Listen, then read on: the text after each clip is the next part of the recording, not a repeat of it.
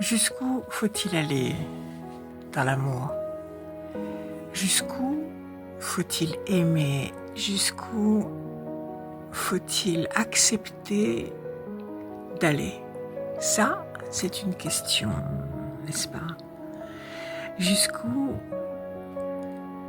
a-t-on le droit de s'investir dans l'amour?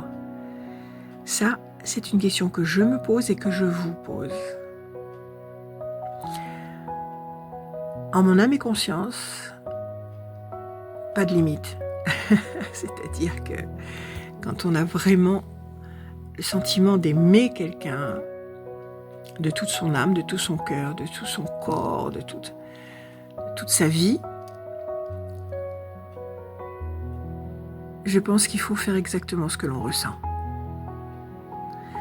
Il y a de très bons coachs amoureux qui donnent des conseils méthodiques, radicaux, très intéressants.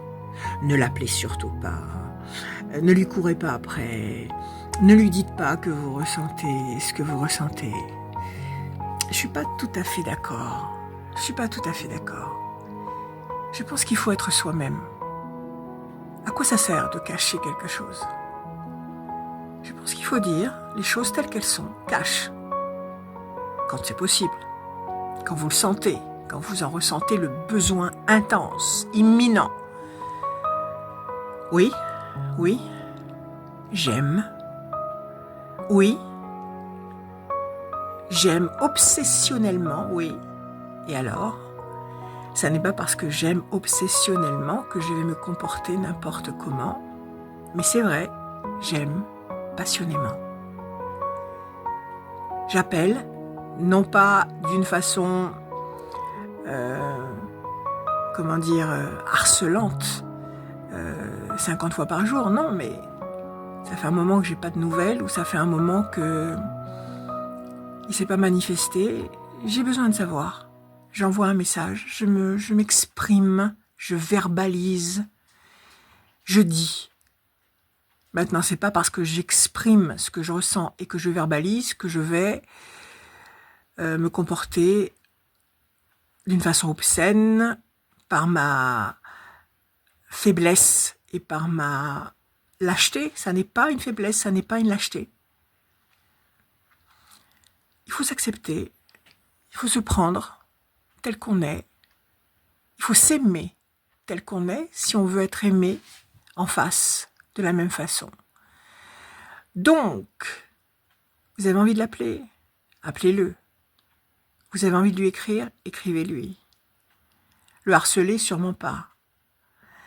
Le supplier non plus.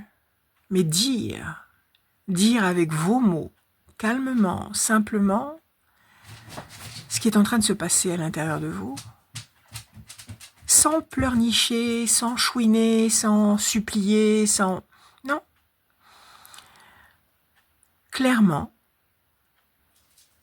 je ressens des choses extrêmement puissantes à ton égard et j'aimerais bien avoir des nouvelles, si c'est possible.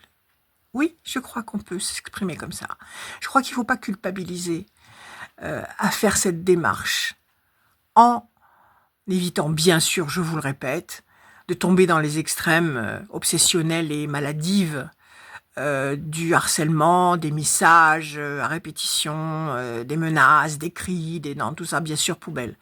Mais, de toute façon, dans toutes sortes de situations, je crois que le meilleur chemin, c'est la verbalisation. S'exprimer clairement, dignement, avec précision, avec fierté d'être soi, avec amour de soi, histoire de se sentir bien pour continuer à attendre ou pas, continuer à aimer ce qu'on est en train de chérir à l'intérieur de soi ou pas. Je pense que c'est la meilleure façon de savoir exactement où on en est. Voilà. Merci les coachs amoureux. J'écoute parfois vos conseils.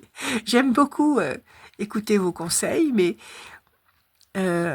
je fais quand même ce que j'ai envie de faire et ce que je ressens le devoir de faire. Je vous aime.